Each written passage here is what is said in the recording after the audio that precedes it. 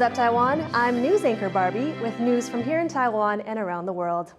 Taiwan's 2024 presidential election is just over 5 months away, and the three candidates have been out wooing voters on local issues and building their foreign policy credentials. Stash Butler reports.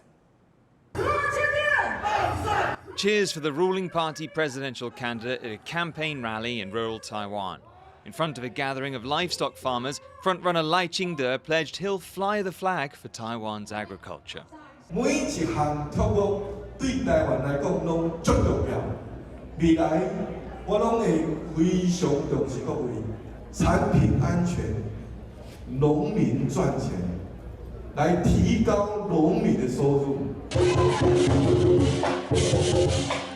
In central Taiwan, a temple procession greeted Taiwan People's Party candidate Ke Wen-je as he too set out to win support outside of Taiwan's big cities. Ke served as mayor of Taipei for 8 years up till 2022. Now, the popular politician from a relatively new party says he's ready to lead all of Taiwan. 因为我当时是当台北市长，所以只能顾好台北。你让我当总统就顾好全台湾。 But it's ties with overseas partners that are the focus of opposition Kuomintang candidate Hou Yu-ih. Following his rival Ke Wen-je's trip to Japan last month, it's now Hou's turn to build ties with Taiwan's neighbor to the northeast, a partner growing in importance as China, which claims Taiwan, ramps up its military activity around the island nation. 在台日对话关系之下，共同促进印太地区的安全与稳定。 As January's election approaches, Taiwan's candidates are working to prove to voters they can fix the problems facing Taiwan from within and handle the threats it faces from abroad. Eason Pan and Stash Butler for TaiwanPlus. Foxconn founder and Taiwanese billionaire Terry Guo has left Taiwan for a 10-day visit to the U.S. speaking on Sunday before taking off.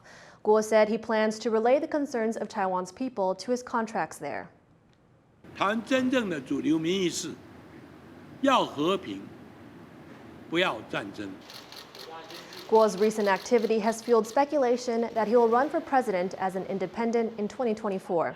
That's after he failed to secure the Kuomintang nomination in May. He has also become close with another presidential contender, Ke Wen-je of the Taiwan People's Party, with some saying the two could form an alliance. But Guo has not confirmed whether he will make a presidential bid. The Taiwan People's Party came in for criticism on social media last weekend over an English-language slogan it used on its website. Bing Wang has the details. Vote white, vote right. This slogan on a Taiwanese political party's website caused an uproar on social media because it connotes a white supremacist phrase from the United States. But white is also the official color of the Taiwan People's Party, which used the slogan on their English website over the weekend.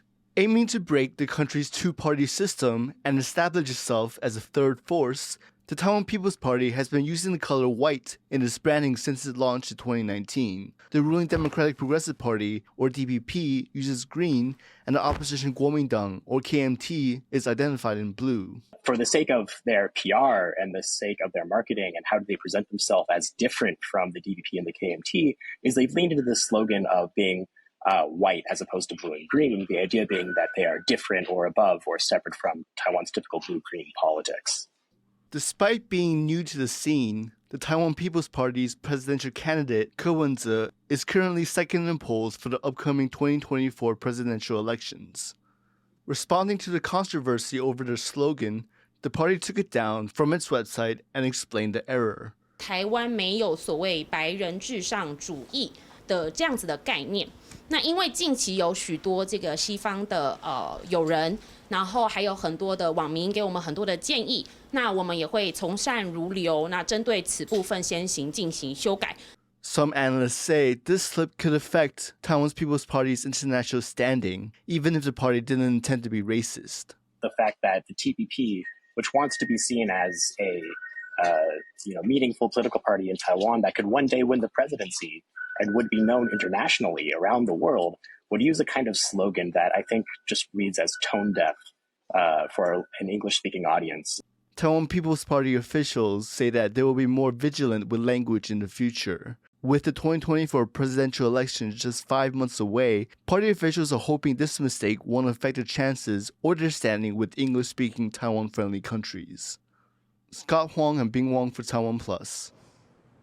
Lawmakers have passed new rules to crack down on sexual harassment in the workplace. The amendments require employers to report any harassment cases to government authorities. They also make it easier for victims to appeal investigation results and raise maximum fines for perpetrators to $30,000 US. The new rules are in response to Taiwan's Me Too movement, which has seen hundreds of people speaking out against alleged offenders. Related amendments have already been passed for schools. Taiwan's health ministry is rolling out a new plan to help young people cover the cost of mental health care. Starting Tuesday, people aged 15 to 30 can take advantage of 3 government-subsidized counseling sessions. The number of young people in Taiwan experiencing mental health issues has jumped in the last 5 years. This has led to a year-on-year increase in suicide rates. The new plan could help around 18,000 people get access to professional help and begin the process of therapy. 3次的諮商呢，它事實上它是短的没有错，但是它是给人一个机会，让人可以把他内心的困扰跟他痛苦的地方的事情他有机会可以有一个诉说，然后去发现有一些可能可以寻求进一步或者是解决的可能。Typhoon Kanan is expected to bring rain to Taiwan on Wednesday and Thursday. It comes as the country is cleaning up after Typhoon Doksuri, which brought wind and heavy rainfall last week. John Van Trieste has this update. Lines stretch along the docks of Donggang in South Taiwan from a 4-day backlog of travelers. This port town is the gateway to the resort island of Xiaoliuqiu, but last week its ferries stopped running due to rough seas driven by Typhoon Doksuri. Though the waves hadn't yet completely calmed down, the ferries started up again on Sunday.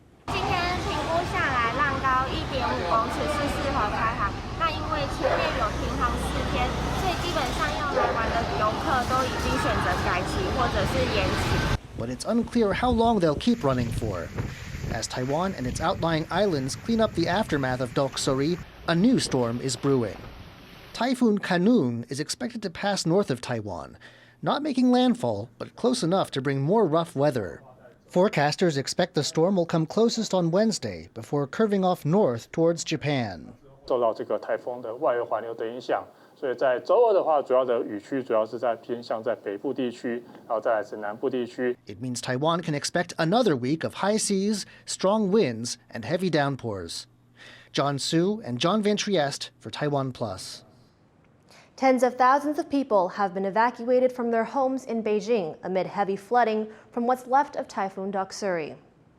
Doksuri slipped past Taiwan's southern tip last Thursday before raking a path north across China. It's no longer a typhoon, but the tropical depression has still brought torrential rain to China's capital. One Beijing district has recorded more than half a meter of rainfall in less than 2 days. In neighboring Hebei province, authorities say one person is missing after a bridge collapsed. With rescue efforts still underway, attention is already turning to Typhoon Khanun, now gathering force off China's east coast. In the past, Taiwan has excelled in international weightlifting competitions, and that success looks set to continue after the country's new rising star swept the board at the Asian Youth and Junior Weightlifting Championships in New Delhi, India. Chen Guan-ling, aged 18, took 3 golds for the snatch, clean and jerk, and the combined lift in the women's 55-kilogram division. Her combined total of 195 kilograms was 14 kilos ahead of silver medalist Nigora Abduleva from Uzbekistan. Chen only graduated high school in June. In May, she set national records at the Asian Weightlifting Championships in South Korea, proving she's going to be the one to watch at the Olympics in Paris next year. Thank you for watching What's Up Taiwan. Remember to download the TaiwanPlus app for more stories from Taiwan and around the world. Finally, we leave you with images of an orchestra from one of Rio de Janeiro's notorious favelas playing for Pope Francis in Lisbon. I'm Erika Liu. Take care and see you next time.